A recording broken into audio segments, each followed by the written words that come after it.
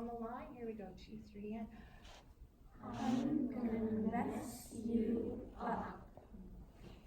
just leave it there. And now we have this, what Peter mentioned already, to hold it and hold the tension of the space. And just to feel how beautifully they're working. Can you feel quiet? This is what actors listen for, why we need you here.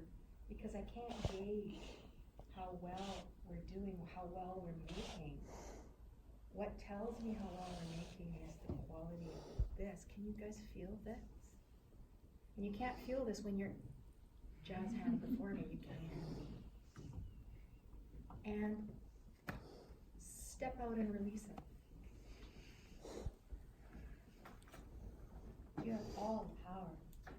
Isn't it awesome? Thank you, Sandra. You see, that was awesome. Thank you.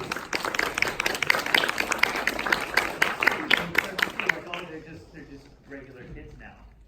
Like a second ago, they were yeah. So to explain some of the movement explorations they've been doing this past, right? This is Jonathan Purvis, our movement choreographer. Good. So I spent a lot of my time. Sandra, Peter, and I talked a lot about how the interconnectivity of all the disciplines. They're not one thing. Sandra brought that up. That they all belong in the same world. And so, kind of from my perspective, I work a lot from exploring kinesthetic awareness. One of the things that I think is really important to an artist or a performer is their own connection and understanding of their body, to be able to manipulate it the way that they need to manipulate it to tell a story. And that comes down to, sometimes it comes down to recognizing our own habits, our own bad habits, our own patterns, knowing what they are, not saying that they're wrong, but knowing that if we can take them away. Posture, that kind of stuff, and also explore large forms of movement. Dance is a part of that, but I think we don't spend a lot of our time drilling dance, because that's not the focus that I always want to bring. I always want to bring, you can do dance once you know how to move your body. So first thing I want to do, let's just flop forward. We're going to do a roll up. So just flop forward and relax for a second. Let your body hang, let your neck hang, and relax. A lot of us in this industry, we're going to show you just very quickly, called a roll up. And all that is it's just a realigning of our body.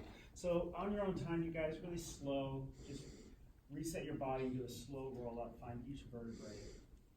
The purpose of a roll up, keep breathing, don't stop breathing while you're doing it. The purpose of the roll up is to just do a little reset on our posture and our stance and our energy a little bit. You'll notice their knees are relaxed. It's one habit that a lot of people have, right? We'll start to overextend our knees and lock that out. And all of a sudden we've cut off the blood flow to the bottom half of our body. So our knees need to be relaxed. Also, posture is a big thing. We talk a lot about how we exist on a small world with our thumbs these days. That crunches our body forward, collapses our body, brings our shoulders down, and then we start to exist in the world like this. Right? So, which again, if that's a choice you are making for a character, then that's great. But if you don't recognize that in yourself, then it's not a tool that you can use. Keep making your way up so that you're neutral. So the goal of the roll-up is to reset that, to align each vertebrae as best as we can on top of itself. To let our shoulders fall back, try not to adjust. Check your shoulders. Great. The thing that I love about this is most people gain about ½ an inch if they do a roll-up, which is really great. Especially tall people. Tall people tend to slouch, right? That's good. Good, check those shoulders. Great. So from here, we're in a place where we're ready to work. So we're going to do something. We're going to do an exercise that is called sticky hands, which is an evolution of exercises that I've taken from various disciplines. The purpose of it is to share connection with an individual and explore improvised movement and range of motion. So let's just, nice and gentle, let's just walk through the space first. Just walk. Don't walk on a grid. Walk in any direction. Start making eye contact with people.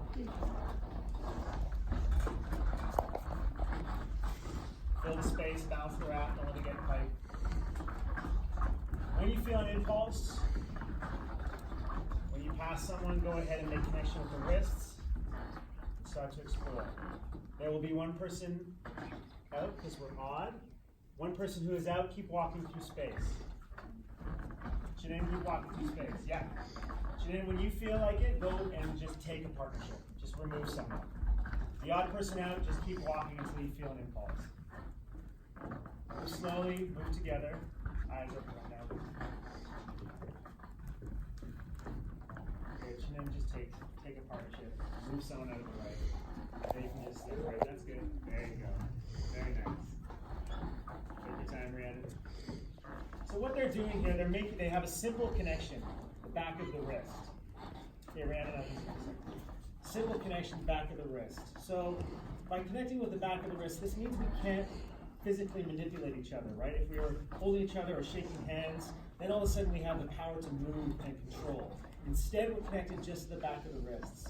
And right now, just as a group, they're just improvising movement through space with this connection. Keep walking around. Pushing and pulling is difficult when you're not gripping. So how do you communicate that action? With your body, with your breath. Okay, keep moving through space, everyone. Explore range of motion. This is also about getting out of patterns. It's very easy to stand and just do this for a while. How do we get low? What happens if we get tangled?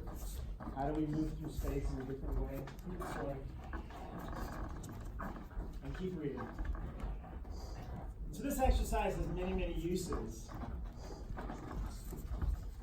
Because not only are you paying attention to a partner, listening to cues, responding to what's given to you, you also have to check in with yourself. Shared energy is we talk a lot about between acting, singing, dancing, all of it's the same. Sharing energy on stage. We talked a lot of this the last 2 weeks about how you can't have a push and pull dynamic, you can't have a fight, you can't have an argument, you can't fall in love on stage unless two actors and performers are working together towards a common goal. Good, and just freeze where you are. Good. One partner close their eyes, and just freeze for a second. Other partner keep their eyes open. Open eyes, you're going to be leading in just a second. This next little step takes it a step further. We talk about trust, taking care of our acting partners, taking care of our movement partners, our fight partners, whoever it is you're with.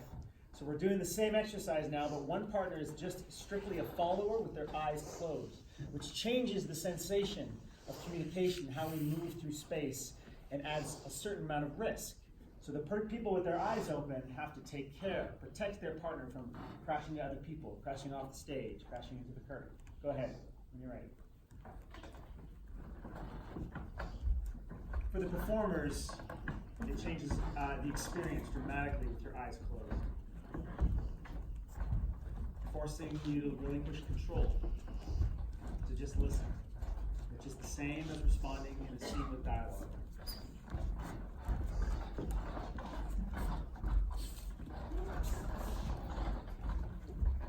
Stay grounded.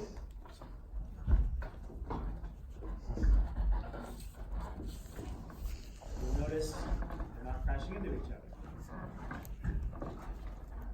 Partners are taking care. Everyone up the stage. Good, freeze. Open your eyes if they're closed. Close your eyes if they're open. And continue.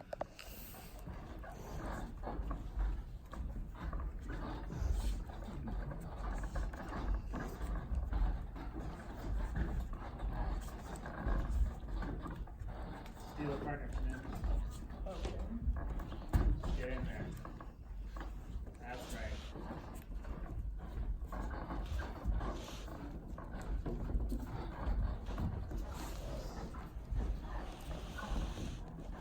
Good, and just freeze.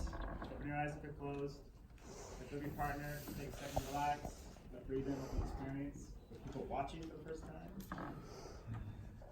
Yeah. Great. So yeah, and as you see a little bit later, there are, of course, I do dance with them, and we do actual choreography, but as the running theme here is that is really not what we're interested in working on. We're interested in developing tools and skills. It's easy to memorize moves and lines. It's hard to be truthful to it. So that's what we spend our time working on. Thanks, guys. Great.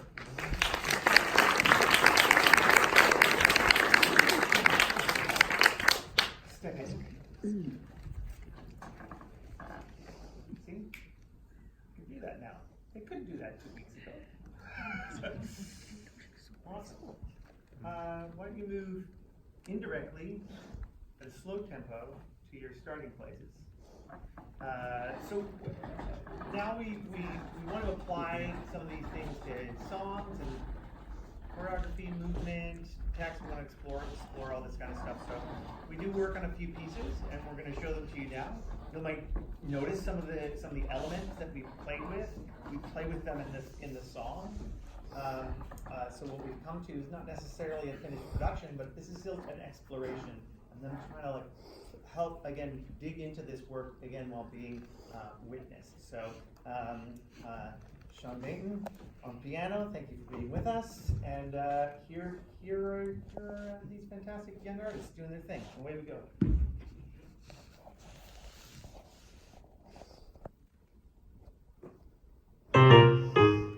Patching the roof and pitching the hay is not my idea of a perfect day. You're extraordinary. You gotta do extraordinary things.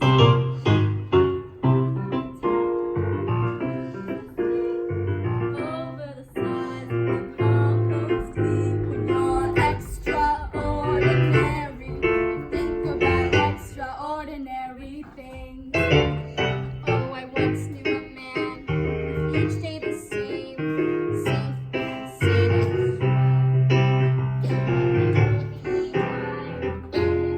All I could say was, how could they tell?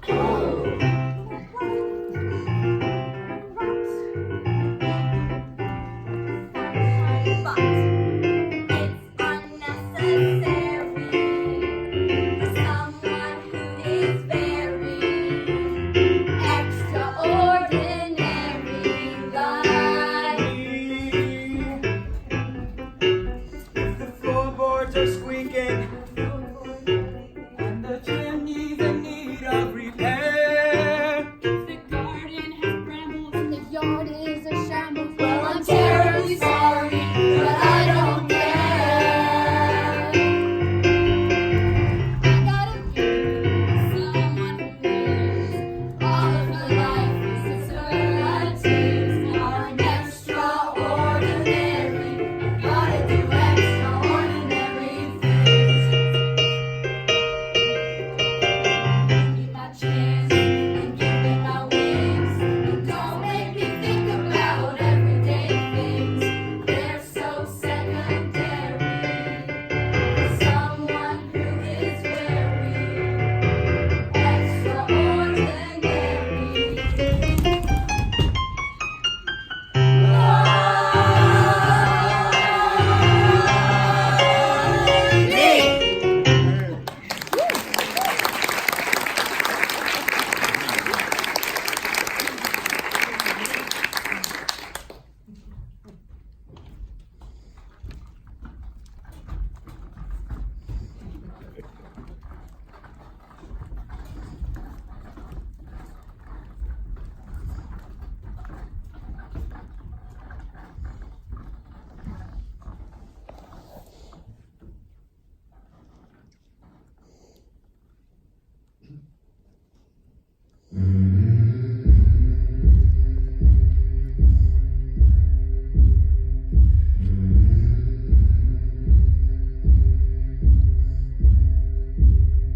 Without the light or the darkness come, hold through the night, the shadows will run.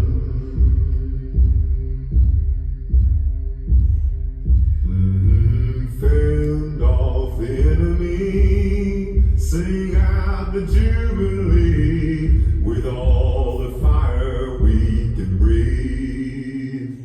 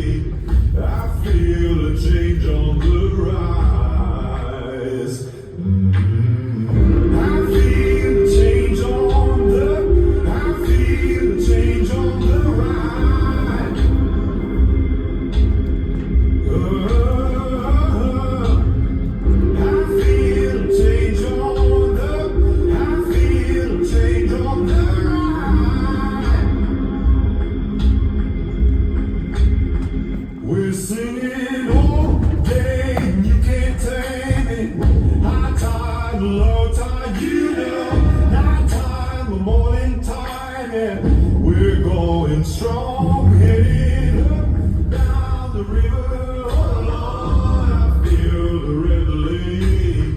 I feel a change on the rise. I feel a change on the rise.